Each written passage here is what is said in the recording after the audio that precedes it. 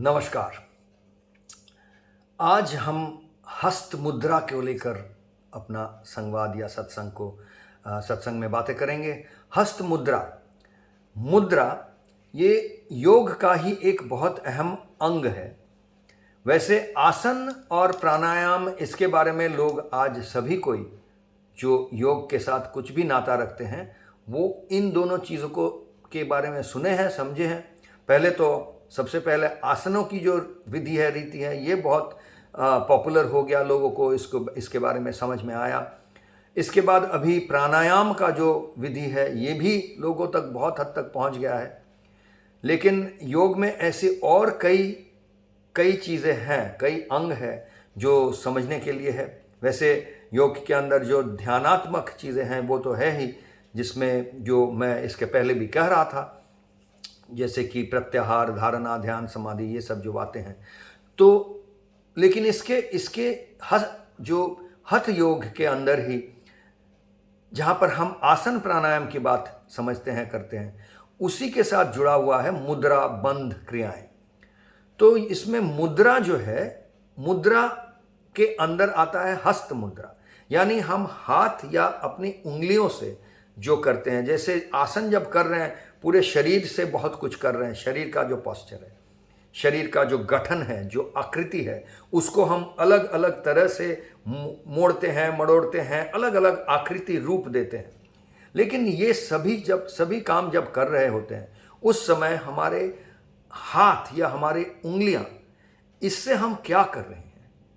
एक ही काम कर रहे हैं। जैसे देखिए, आप अगर साइड स्ट्रेचिंग कर रहे हैं, मान लीजिए साइड स्ट्रेचिंग कर रहे हैं, उसमें आपके हाथ उंगलियां कैसे रहेंगे, किस तरह से संचालित होंगे? वो ऐसे रहेंगे या ऐसे रहेंगे, ऐसे रहेंगे, ऐसे रहेंगे, कुछ भी ऐसा रहेगा, किसी भी तरह से आप रख सकते हैं। तो बड़ा ये सोचना कुछ गलत नहीं होगा कि अगर किसी का हाथ ऐसा है और किसी का हाथ ऐसा है, किसी का ऐसा है, तो 3 अलग अलग इफेक्ट होगा, क्योंकि तीनों इंसान तो एक काम नहीं कर रहा है, तीनों साइड स्ट्रेचिंग कर रहा है।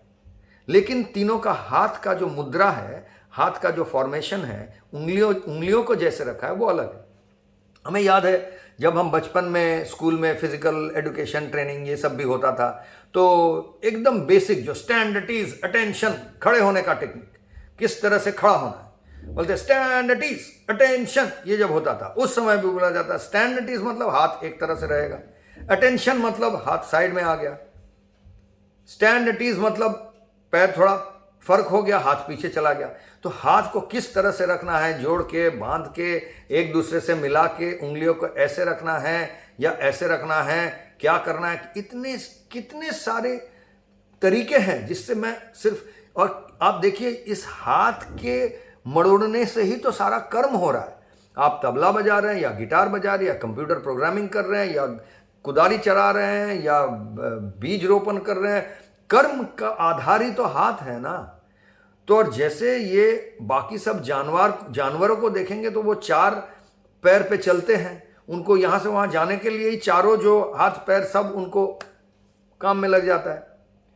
हम ही वो जानवर हैं जो अपने ये 4 में से 2 को फ्री कर लिया, यहाँ से वहाँ जाने के लिए सिर्फ 2 पैरों के इस्तेमाल करते हैं और ये फ्री हो गया। फ्री हो गया तो इससे हम बहुत सारे कुछ और कहीं काम कर सकते हैं जो बाकी जानवर नहीं कर सकते। तो यही हमारा कर्म का आधार है, मनुष्य बनने का आधार है, इतना भी सोच सकते हैं। तो इस हाथ को तो अहमियत देना ही पड़ेगा। तो जब हम कर्म योग फॉर 21st सेंचुरी का ये जो फिट फॉर लाइफ साधना पद्धति है, जो प्रोग्राम है, इस साधना पद्धति में जब हम अलग अलग क्रियाएं कर रहे हैं, जैसे प्राण लीला उपासना हम कर रहे हैं, रोज कर रहे हैं, समय दे रहे हैं, शक्ति स्ट्रेच आराधना कर रहे हैं, स्टेमिफ्लेक्स आरती कर रहे हैं, ये सब तो हमारी साधना पद्धति का, अभ्यास का एक मूल अंग है। आप इसमें इतना समय बिता रहे हैं, तो इस समय जब कर रहे हैं आप प्राण लीला उपासना करते वक्त आपका हाथ क्या कर रहा है? वो तो प्रधान तरह से एक सांसों की क्रिया है। सांस से आपको क्या करना है वो तो आपको बताया जा रहा है, आप कर भी रहे हैं। किस समय सांस लेना है, किस समय सांस छोड़ना है, कब होल्ड करना है, कहाँ से लेना है, कहाँ से छोड़ना है, ये सारा चीज़ आपको बताया जा रहा है, आप कर रहे हैं। लेकिन वो करते वक्त आपका हाथ क्या कर रहा है, कहाँ पर है? हाथ से आप खुजला रहे हैं ऐसे कि हाथ से कुछ और कर रहे हैं, कि हाथ कभी इधर, कभी उधर, कभी यहाँ, कभी ऐसे, कभी ऐसे हाथ को करेंगे क्या? देखिए, हाथ को अगर आप नियंत्रण में नहीं रखते हैं, आपको बताया नहीं जाता है कि हाथ और उंगलियों से क्या करेंगे, तो इसके साथ साथ आपका प्राण शक्ति जो जिसको लेकर आप काम कर रहे हैं उसका फ्लो भी क्या हो रहा है आपको पता नहीं है। ऐसा ही माना जाता है। योग साधक जो हैं परंपरागत से ऐसे ही मानते हैं कि हजारों साल से ये योग साधना का रीति रहा है कि मुद्राएं यानी हाथ की उंगलियों को लेकर हम जिस तरह से उनको व्यवहार करेंगे, हमारा प्राण शक्ति यानी एनर्जी जो है, ये सटल एनर्जी है बहुत। ये एनर्जी आपका लाइट, फैन, पंखा, हीटर ऐसा एनर्जी नहीं है। हमारा प्राण शक्ति भी एनर्जी है, बहुत हल्का एनर्जी है। इसीलिए हम कहते हैं तन प्राण मन चित्त, यानी सूक्ष्मतम सूक्ष्मतर सूक्ष्मतम। तो ये जो फिजिकल, एनर्जेटिक, मेंटल, स्पिरिचुअल, तन प्राण मन चित्त, शारीरिक प्राणिक, प्राण यानी शक्ति, एनर्जी, और मानसिक और आध्यात्मिक, यही हो गया सूक्ष्म से सूक्ष्मतर सूक्ष्मतम तक पहुंचना। तो जो ठोस है उसमें से सूक्ष्मतम तक जा रहे हैं। इसमें एनर्जी का जो फ्लो है, अब हमारे इस शरीर में ही कुछ प्राण शक्ति का फ्लो है। इसी तरह सारा विश्व जगत में भी प्राण शक्ति बह रहा है। हमारे अंदर जो प्राण शक्ति है और सारे विश्व का जो प्राण शक्ति है, इसके अंदर जो योगा योग है एक दूसरे को इन्फ्लुएंस करता है, प्रभावित करता है। ये जो योगा योग है, ये भी हमारे हाथ के मुद्राओं से, हाथ को किस तरह से रख रहे हैं, किस तरह से इस्तेमाल कर रहे हैं, इसके ऊपर निर्भर करता है। ऐसे ही योगी लोग मानते हैं।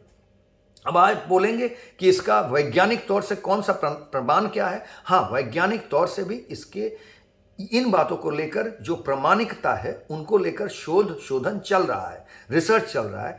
मॉडर्न विज्ञान, आधुनिक जो विज्ञान है, वो इन बातों को समझने की कोशिश कर रही है। अभी अच्छे अच्छे इंस्ट्रूमेंट्स निकले हैं, अच्छे अच्छे औजार निकले हैं, जिसके ज़रिए ये नापने की सब जो कोशिश है, इसको समझने का, इसका शोधन करने का प्रयास चल रहा है। अभी भी ये काम चल रहा है। इसलिए विज्ञान इन बातों को कितना मोहर लगाएगा और या लगाया है, इस बात को लेकर अभी भी काम चल रहा है।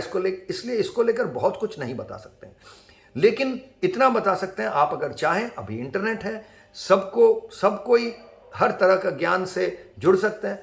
आप देख सकते हैं कि इन मुद्राओं को लेकर विज्ञान का क्या क्या रिसर्च चल रहा है, ये आप अपने आप पर देख सकते हैं और देखना भी चाहिए। लेकिन परंपरागत से क्या माना गया है, ये भी आपको बताया। इसको हाइपोथेसिस कहा जाता है। ये माना गया है, अब विज्ञान देखेगा कि इसमें से कितना सही है, कितना सही नहीं है। जो सही नहीं है उसको भी लेके शोधन करता रहेगा। शायद आज विज्ञान वहां तक पहुंचा नहीं है जहां पे इन बातों को समझ पा रहा है। विज्ञान के पास वैसे इंस्ट्रूमेंट्स नहीं है जिससे ये नाप पा रहा है, रिजल्ट्स दे पा रहे हैं। लेकिन जितना दिन जा रहा है, अच्छे अच्छे और प्रिसाइज और एक्यूरेट इंस्ट्रूमेंट्स आ रहे हैं, औजार आ रहे हैं, जिसके ज़रिए विज्ञान इन बातों को और अच्छी तरह समझ रहा है।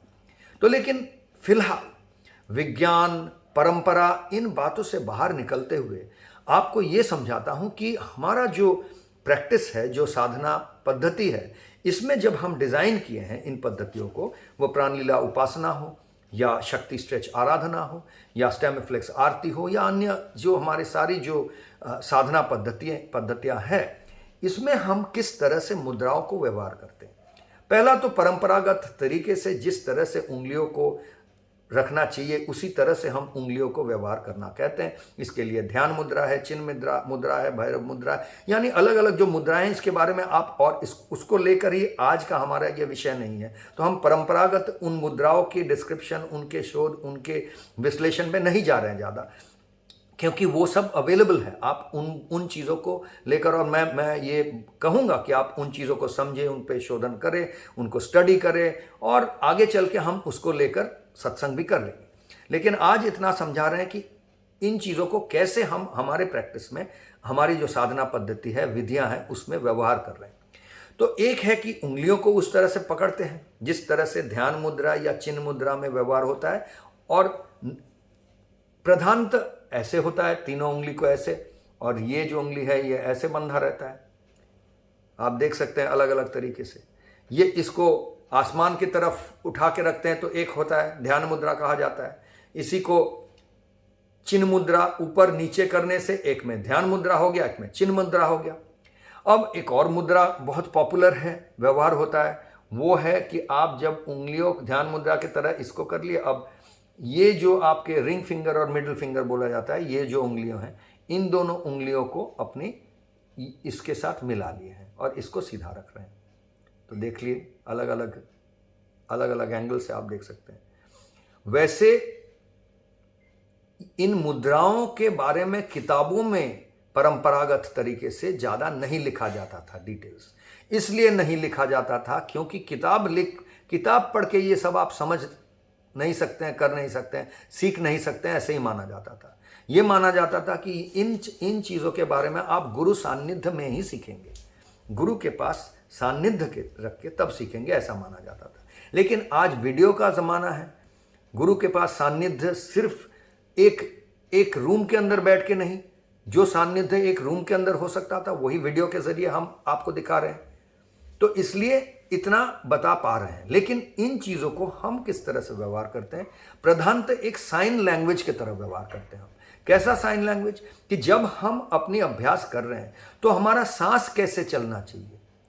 जब हम प्राणलीला उपासना कर रहे हैं, पूरा जो 50 मिनट का उपासना है या स्टैमिफ्लेक्स आरती कर रहे हैं, उस समय आरती करते वक्त हमारा शरीर कहाँ कब कैसा चलेगा, कब हम उछलेंगे, कब बैठेंगे, कब घूमेंगे, कब क्या करेंगे, ये तो आपको आंखों से दिख रहा है। लेकिन हमारा सांस कैसे चल रहा है, कब हम सांस ले रहे हैं, कब छोड़ रहे हैं, कहाँ से सांस ले रहे हैं, कहाँ सांस फेफड़े पे भर रहे हैं या पेट पे भर रहे हैं, यानी कि हम रेचक में हैं या पूरक में हैं या कुंभक में हैं, ये सब चीज़ें क्या है, पूरक, कुंभक, रेचक, ये पहले मैं समझाया हूँ, आज उसके डिटेल्स में नहीं जा रहा हूँ। यानी इनहेल, होल्ड, एक्सहेल, यही है। इसकी जो डिटेल्स है ये आपको मिल जाएगी, आप रेफर करें पुराने सत्संग को। लेकिन इन सांस लेने की जो प्रक्रिया है ये बहुत बहुत प्रभाव रखता है।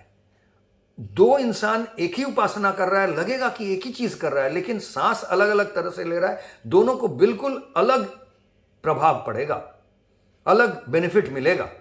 किसी को हानि हो जा सकता है, किसी को भला हो जा सकता है। तो ये बहुत जरूरी है कि आप समझे उपासना करते वक्त, आराधना करते वक्त, आरती करते वक्त, कि आपको सांस को किस तरह से नियंत्रण करना है। और इस सांस नियंत्रण करने का जो विधि है उसी को समझाने के लिए हमारा हाथ साइन लैंग्वेज का काम करता है। साइन लैंग्वेज यानी मूक बधिर लोग जो हैं, जिन लोग बात नहीं कर पाते, सुन नहीं पाते, उनके लिए जो भाषा है, उनका भाषा आप देखेंगे हाथ का एक भाषा है, उंगलियों से वो एक दूसरे के साथ कम्युनिकेट करते हैं, वार्तालाप करते हैं। तो इसी तरह से बहुत साधारण एक भाषा हम लोग भी बनाए हैं इस साधना को एक दूसरे के लिए बताने के लिए, जैसे कि हर किसी को जो ये साधना कर रहा है उसको देखते ही समझ में आ जाए कि सांस किस तरह से लेना है। कब जब हाथ इधर आ रहा है मतलब हम सांस भर रहे हैं, अगर छाती की तरफ आ रहा है यानी हम छाती पे सांस भर रहे हैं, जब वो नीचे जा रहा है मतलब छाती से अब सांस को पेट की ओर लेके जा रहे हैं, यानी हम पूरक से कुंभक की तरह जा रहे हैं। जब हाथ ऊपर आ रहा है यानी अभी रेचक हो रहा है, यानी सांस छोड़ रहे हैं, एक्सहेल कर रहे हैं। कितना तेजी से छोड़ रहे हैं, अगर करके छोड़ रहे हैं यानी हाथ भी तेजी से आ रहा है। तो ये सारी बातें, कितने धीरे से हम भर रहे हैं, कितने तेजी से छोड़ रहे हैं या तेजी से ले रहे हैं, धीरे से छोड़ रहे हैं, इन सारी बातों का इंडिकेटर है। इंडिकेटर यानी यही आपको वार्ता दे रहा है कि सांस को किस तरह से नियंत्रण करना है, कहाँ से सांस लेंगे, कहाँ लेके जाएंगे, कहाँ से छोड़ेंगे, कब छोड़ेंगे, इसी का इंडिकेटर है आपका हाथ। तो इसलिए जब आप ये साधना कर रहे हैं तब आप बहुत शुरू में जब सीख रहे हैं तब कम से कम काफ़ी दिन तक, काफ़ी महीनों तक मैं बोलूँगा, आंखें खुली रखें। आंखें बंद करके साधना शुरू से करने में कोई फ़ायदा नहीं है। आंखें खुली रखें, आप देखें मैं क्या कर रहा हूँ। अगर वीडियो से देख रहे हैं तो वीडियो में देखें, पुराना वीडियो देख रहे हैं तो ख्याल रख सकते हैं कि वो आउटडेटेड हो गया है, ऑब्सोलीट हो गया, क्योंकि हम भी अपनी ये साधना पद्धति जो है इसको अपडेट करते रहते हैं। तो पुरानी वीडियो देख रहे हैं तो आपको ख्याल रखना होगा, शायद आप पुराने दिनों में ही पढ़े हैं, मेरा ही वीडियो हो सकता है लेकिन पुराना है, तो उससे हम आगे बढ़ चुके हैं। आपको तब मुझको अब मेरा अभी का वीडियो देखना है, अगर मैं लाइव करवा रहा हूं तो लाइव देखना है, तो देख के समझना है, क्योंकि मैं अगर आपको करेक्ट करना जाऊं तो मेरा साधना भंग हो जाएगा। मैं अगर बोलूँ बीच में अपना साधना रोक के आपको समझाने जाओ, ए ठीक नहीं हो रहा है, सांस ऐसे लो ऐसे लो, तो मेरा साधना भंग हो जाएगा। और यही इसका डिजाइन है। आगे चल के आपसे कोई और सीखेगा, ऐसे नहीं सीखेगा कि आप अलग से समय निकाल के सिखाएंगे। आप जब खुद का साधना करेंगे, उसी साधना के साथ उनको सत्संगी बनाएंगे, वो आपके साथ साधु संगत करेंगे, वो आपके साथ साधना करेंगे तो वो सीख जाएंगे। इसी तरह से ये पूरा साधना पद्धति को डिजाइन किया गया है। और हाथ की जो हस्त मुद्रा है, हाथ को हम जिस तरह से चलाते हैं, वो इसी का रीति है, इसी का विधि है। तो आज यही समझाने का प्रयास कर रहे थे। आशा है कि इन बातों से आप अपनी जो साधना है इसमें और मजबूती डाल पाएंगे और आपको और बेनिफिट मिलेगा, लाभ मिलेगा। आज के लिए इतना ही। नमस्कार।